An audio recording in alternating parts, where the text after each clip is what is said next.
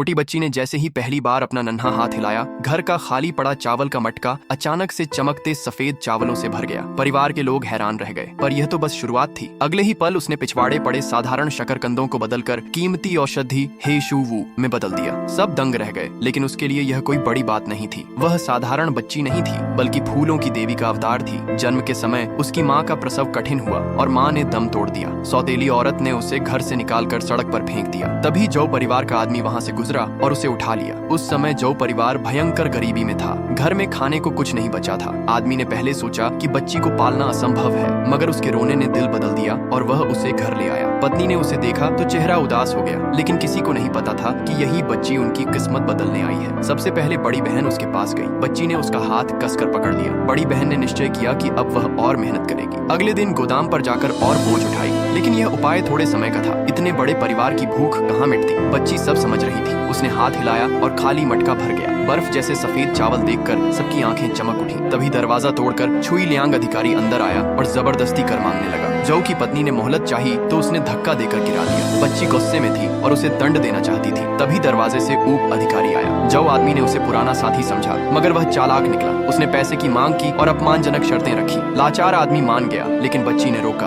उप अधिकारी नाराज हुआ और आदेश दिया कि घर का सब सामान तोड़ डालो। सिपाही टूट पड़े। एक ने मटका उठाने की कोशिश की, मगर वह हिला तक नहीं, जैसे उस पर 1000 मन का बोझ हो। उप अधिकारी ने खुद कोशिश की तो उसके पैर जमीन से चिपक गए। बड़ी मुश्किल से पैर छूटे, लेकिन सिर चोटिल हो गया। हार कर सब भाग खड़े हुए, पर जौ की पत्नी सदमे से बेहोश हो गई। आदमी डॉक्टर बुलाना चाहता था, लेकिन घर में पैसे नहीं थे। उसे पिछवाड़े के शकरकंद याद आए। जब उसने खोदा तो पाया कि वे सब औषधियों में बदल गए थे, जिनकी कीमत बाजार में 2-2 चांदी के सिक्के थी। अब उम्मीद की किरण जगी। उन्होंने तय किया कि इन्हें बेचेंगे और इलाज कराएंगे। वे बाजार पहुंचे तो वांग शेण, जो नकली औषधि बेचता था, ने बदनाम करना शुरू किया और तीसरी बहन को चोट पहुंचाई। बच्ची से रहा नहीं गया। उसने बहन की बीमारी ठीक कर दी। अब बहन समझदार और तेज हो गई। उसने व्यापार की जिम्मेदारी ली। उसने अनोखी योजना बनाई। पहला किलो औषधि बस 1 पैसे में और दूसरा किलो 10 चांदी में। लोग सोचने लगे कि धोखा है, मगर उसने समझाया 2 किलो यहाँ 10 सिक्के 1 पैसे में मिलते हैं, जबकि दूसरों के यहाँ 16 सिक्के लगते हैं। ग्राहक मान गए और देखते ही देखते सारा माल बिक गया। परिवार को 80 चांदी के सिक्के मिले। अब वे राहत की सांस ले ही रहे थे कि तभी बाई परिवार का बिगड़ा बेटा आ पहुंचा। उसने बड़ी और तीसरी बहन को तंग करना शुरू किया। हालत बिगड़ रही थी।